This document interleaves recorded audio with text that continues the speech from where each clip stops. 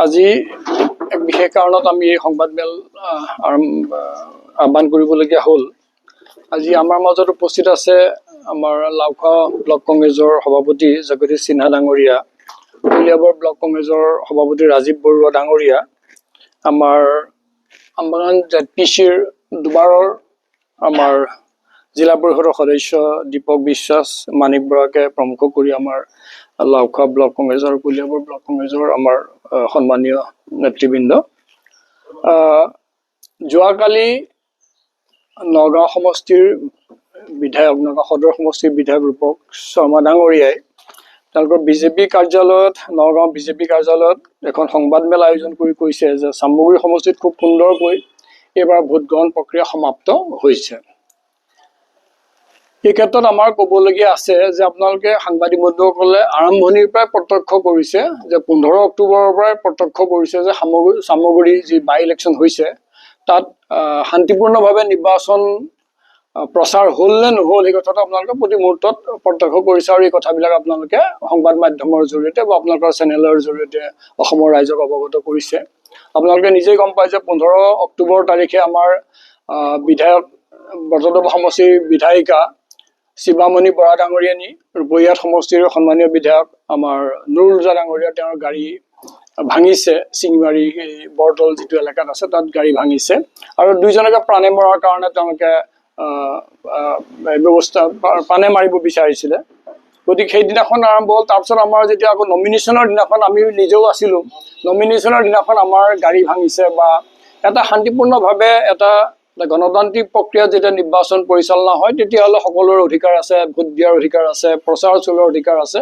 কিন্তু চামগুৰি সমষ্টিত আমি নিজে থকা অৱস্থাতো আমাৰ অসম প্ৰদেশ কংগ্ৰেছ কমিটিৰ সভাপতি ডাঙৰীয়া ভূপেন কুমাৰ বৰা ডাঙৰীয়া আছিলে, নেতৃবৃন্দ আছিলে APCCৰ। তাৰ পাছতো আমাৰ গাড়ী, কনভয়ৰ গাড়ী আমাৰ ভাঙিছে, আৰু বিজেপি কৰ্মীসকলে আকৌ বিজেপি কৰ্মীসকলে সাংবাদিককো আক্ৰমণ কৰিলে। তাৰপিছত আমি নাজানো যে তেওঁলোকে পীযুষ হাজৰিকা সেই সাংবাদিকসকলৰ অৱস্থান যি ধৰ্মঘট কৰিছিলে তাত আকৌ তেওঁ হাজিৰ হোৱাৰ পাছত এই কথাবিলাক অভ্যোগ হ'ল। গতিকে এই কথাবিলাক হ'ল কি যে যিটো প্ৰক্ৰিয়া তেওঁলোকে চলালে তাৰপাছতে ব্যাপকভাৱে তেওঁলোকে পুলিচৰ আতিশায্য চলালে, বিজেপি কৰ্মীসকলে কংগ্ৰেছ কৰ্মীসকলক ভাবুকি দিলে, ঘৰৰ পৰা ওলাবলৈ তেওঁলোকে বন্ধ কৰিলে, বিভিন্ন এণ্টি ছ'চিয়েল এলিমেণ্টছবিলাকক তেওঁলোকে হাতত লগত লৈ তেওঁলোকে ব্যাপক হাৰত কংগ্ৰেছ কৰ্মীসকলক ভাবুকি দিবলৈ আৰম্ভ কৰিলে। আৰু তাৰপিছত আপোনালোকে গম পায় যে ইলেকশ্যনৰ দিনাখন, ইলেকশ্যনৰ বোধহয় আগত আমাৰ যেতিয়া লাষ্ট আমাৰ যিটো কেম্পেইন হৈছে তাৰ 10 তাৰিখে, 11 তাৰিখে আমাৰ শেষ হৈছে। আমাৰ যিগৰাকী প্ৰাৰ্থী আছিলে তানজিল হুছেইন, তেওঁ উদমাৰীত তেওঁৰ গাড়ীখন ভাঙিলে, গাড়ী বিধ্বস্ত কৰিলে। আপোনালোকে বোধহয় সেইদিনাখন আছিল, আৰু আমিবিলাকে নিজে প্ৰত্যক্ষ কৰিছিলোঁ যে 9 তাৰিখে এটা ইনচিডেণ্টৰ কাৰণে আমি 10 তাৰিখে ৰূপহীহাট থানাত এটা প্ৰটেষ্ট কৰিব বিচাৰিছিলোঁ, আৰু তাতে আমি খবৰ পালোঁ যে এনেকুৱা এটা ঘটনা হৈছে উদমাৰীত। আমি তালৈ গৈছোঁ আৰু চামগুৰিত দেখিছোঁ যে চামগুৰিত যেতিয়া আমি প্ৰতিবাদ কৰিছোঁ, পুলিচৰ বিজেপি কৰ্মীসকলক তাত আমাৰ সেই স্থানত আমি য'ত প্ৰতিবাদ কৰিছোঁ তাত তেওঁলোকক আমাক আক্ৰমণ কৰিবৰ কাৰণে উদ্যত আহিছে। একেবাৰে সন্মুখত আহি পেলাই তেওঁলোকে আঙুলি জোকাৰি তেওঁলোকে যে যিকোনো মুহূৰ্তত কাজিয়া এখন লগাওঁ, মানে শাৰীৰিকভাৱে আক্ৰমণ কৰাৰ এটা যিটো অৱস্থা সৃষ্টি কৰিছে, মই নিজে প্ৰত্যক্ষদৰ্শী সেইদিনাখন। আৰু আমাৰ কংগ্ৰেছ কৰ্মীসকলে যথেষ্ট ধৈৰ্য সহকাৰে সেইদিনাখন ৰৈছে কাৰণে নহ'ল সেইদিনাখনেই চামগুৰি থানাতে এটা ডাঙৰ অৱস্থা এটা সৃষ্টি হ'লহেঁতেন, ল এণ্ড অৰ্ডাৰ চিটুৱেশ্যন এটা হ'লহেঁতেন। তাৰপিছত ইলেকশ্যন হ'ল। ইলেকশ্যনৰ ক্ষেত্ৰত হয় কি যে নিৰ্বাচনৰ দিনাখন, নিৰ্বাচন যেতিয়া প্ৰচাৰ শেষ হয় সেইদিনাখন 4 বজাৰ পাছত বোধহয় আছিলে, চাৰ্কুলাৰ দিছিলে নিৰ্বাচন, আমাৰ জিলা কংগ্ৰেছতো চাৰ্কুলাৰ আহিছিল এইবিলাক, সেইমতে যে কোনো বাহিৰৰ মানুহ থাকিব তাত নোৱাৰে। আৰু ইণ্টাৰেষ্টিং যে যিদিনাখন এই নিৰ্বাচন হৈছে, আমাৰ 13 তাৰিখে নিৰ্বাচন হ'ল, মই জিলা কংগ্ৰেছৰ সভাপতি হিচাপে মোৰ এলেকাটো ওচৰতে, মই কলিয়াবৰ, আমাৰ যিটো এইটো এলেকা পৰিছে এইটো নতুন কলিয়াবৰ যিটো পুনৰ নিৰ্ধাৰণৰ পাছত এইটো কলিয়াবৰ এলেকাত পৰিছে। তথাপিতো মই জিলা কংগ্ৰেছৰ যিহেতু পুৰণা সমষ্টিত নিৰ্বাচনটো হৈছে সেইকাৰণে মই নিজেও অহা নাই ইয়ালৈ, মই জিলা কংগ্ৰেছতে ৰাখি পেলাই গোটেই খা খবৰ ৰাখিছোঁ। আমাৰ ইয়াৰ স্থানীয় যিসকল কংগ্ৰেছ কৰ্মী আছে বা নেতা আছে বা আমাৰ তেখেতসকলে চোৱা চিতা কৰিছে।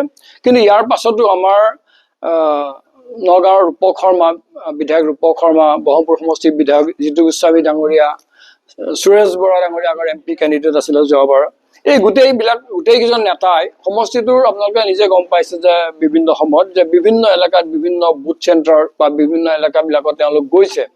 আনকি মই আপোনালোকক কৈছোঁ যে ইয়াতে ৰূপক শৰ্মা ডাঙৰীয়া আমি এই ক্ষেত্ৰত আমাৰ ইতিমধ্যে আমাৰ যিগৰাকী প্ৰাৰ্থী আছে তানজিল হুছেইন ডাঙৰীয়া, তেওঁ ৰিটাৰ্ণিং অফিচাৰক এই সববিলাক কমপ্লেইন দিছে।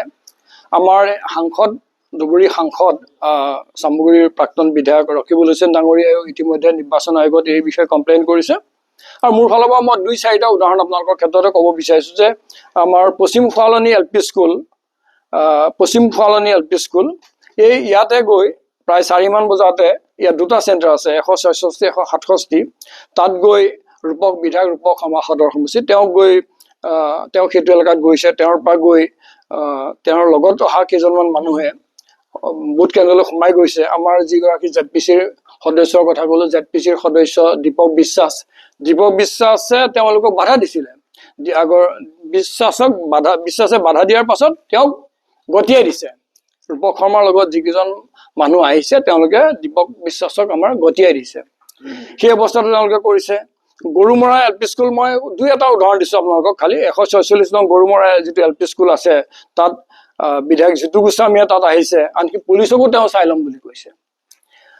যিটো আমি ক'লোঁ যে পশ্চিম ফুৱালনি এল পি স্কুল তেওঁলোকে পুলিচক চাই ল'ম বুলি কৈছে। এতিয়া হয়তো পুলিচে কাইলৈ কথাবিলাক বেলেগ ধৰণে ক'ব, কিন্তু তাতো আমাৰ যিসকল আমাৰ কাৰ্যকৰ্তা আছে তেওঁলোকে নিজে গম পাইছে যে এইটো ধমক তেওঁলোকে লগাইছে। উত্তৰ হাৰিভাঙা প্ৰাথমিক বিদ্যালয়ত, তাৰপিছত হাৰিভাঙা কালিবাৰী প্ৰাথমিক বিদ্যালয়, ইয়াত কলিয়াবৰৰ বিভিন্ন ইয়াত বিজেপিৰ কৰ্মীসকল আহি